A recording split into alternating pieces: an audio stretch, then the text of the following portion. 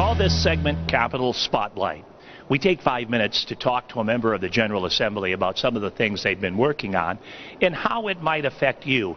And now that we're into the home stretch of session, each and every day becomes more and more important. It gives me a great deal of pleasure to welcome a gentleman that we've had the good fortune of interviewing many times, the Honorable State Representative Arthur Handy. Representative Handy, good to see you, sir. Great to see you too, Dean.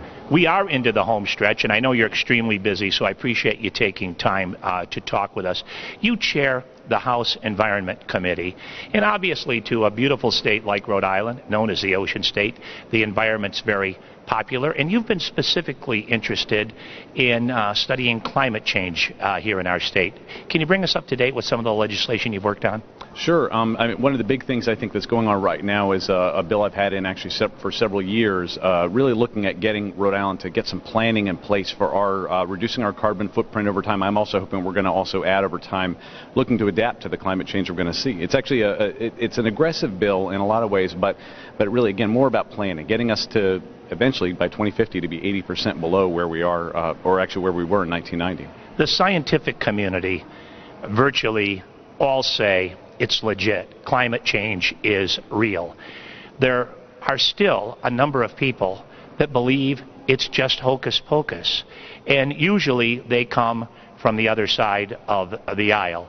What do you say to those naysayers that suggest that there is no such thing as climate change on our planet right now?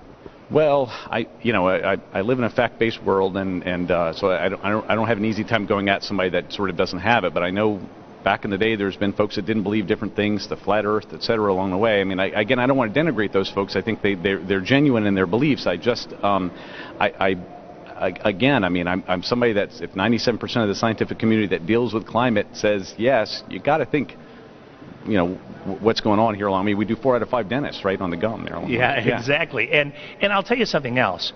Of late, there have been so many real significant factors in terms of our weather, in terms of some very serious weather challenges that our planet has been facing, that certainly lends additional credence to that. Yeah, no, 2010 we had was what was really a 500-year flood. Now again, the 500-year flood can come every, you could potentially have 2 in 2 years, but I think one of the things I'm also realizing is that when we talk to people that really look at the modeling on this, is that the modeling isn't even keeping up with the reality. When Sandy hit us, which again was just a tropical storm, my understanding was it was significantly higher than what they thought the highest wave crest could be. I mean, we really have to be respectful of what's coming down the road and respond to it. Now, part of it is we need to reduce our footprint itself, but we also need to be ready to adapt. You know, we as homeowners, people that are watching right now that want to be more energy efficient, I know too you've been working on some legislation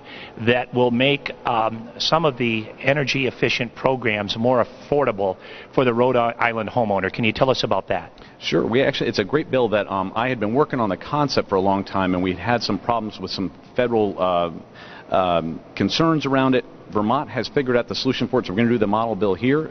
It's called the PACE program, the Property Assessed Clean Energy Program. It's a great opportunity for middle-income families to have access to loan money to do significant upgrades to their home for energy efficiency, possibly for renewables, although first I think, again, they ought to be making sure their house is nice and energy efficient first. It saves them money, which obviously is a big thing for them. They likely are going to spend that money in our economy, which is a big thing. People are going to do the work on the house, so it creates some jobs. And obviously, again, the other thing is, again, environmental benefit. We're getting a lower carbon footprint. Well, and I heard today that the governor has authorized some of these charging stations for electric cars here in Rhode Island. Boy, I'll tell you what, electric cars certainly seem to be a part of our future, but they're still kind of expensive. They're a little cost prohibitive. So this legislation for homeowners is trying to deal with that issue. Yeah, and I like to think of it as sort of that sweet spot, because for wealthy folks, obviously they start with capital and are able to do that work. Low-income folks, we've got things we're working on with them around the LIHEAP program and weatherization help they can get there. But middle-income families, especially if they're underwater in their mortgage, frequently don't have access to funds to do this stuff that's going to save them money and maybe make them even better at paying their mortgage payments. To me, it's a no-brainer for us, and I'm optimistic because, again, it's not going to cost the state any money. and it's a great program that we're going to be able to put in place. Well, your committee that you chair is so important because tourism is such a big part of our economy. It's important that we keep our environment in absolute Bristol condition. Representative Handy, thank you so much for talking to us. Thank you very much. I agree. I think this state is a gorgeous state, and I think people here want to keep it that way. No question about it. And thanks to you, too, for watching. It's called Capitol Spotlight for Capitol Television. My name is Dave Barber.